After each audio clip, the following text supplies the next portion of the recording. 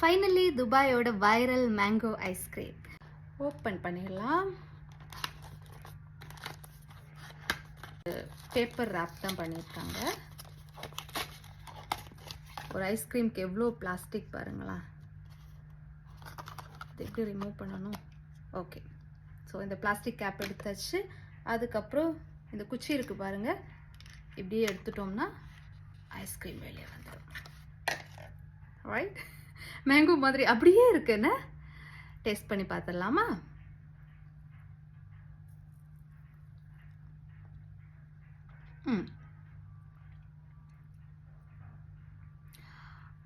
Mango சாப்பிட்ட மாதிரியே இருக்குது. அப்படியே அந்த ஒரு மேங்கோ ஜூஸ்லலாம் இருக்கும்ல, அதே மாதிரி ஒரு டேஸ்ட்டு. ரொம்ப மைல்டாக தான் இருக்கும், ரொம்ப ஸ்ட்ராங்காலாம் இல்லை.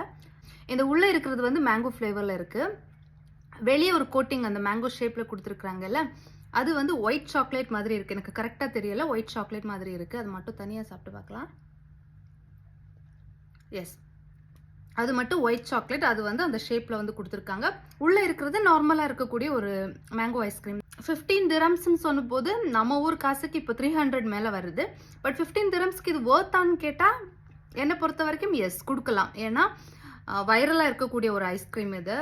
ஒரு வாட்டி துபாயில் நீங்கள் இருக்கிறீங்க அப்படின்னா ஈஸியாக கிடைக்கக்கூடியது, ஆன்லைன்லேயே கிடைக்குது உங்களுக்கு.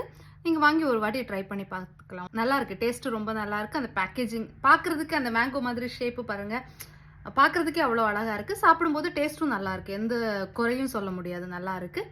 ஸோ 15 dirhamsக்கு ஒர்த்தான்னு கேட்டால் எஸ்.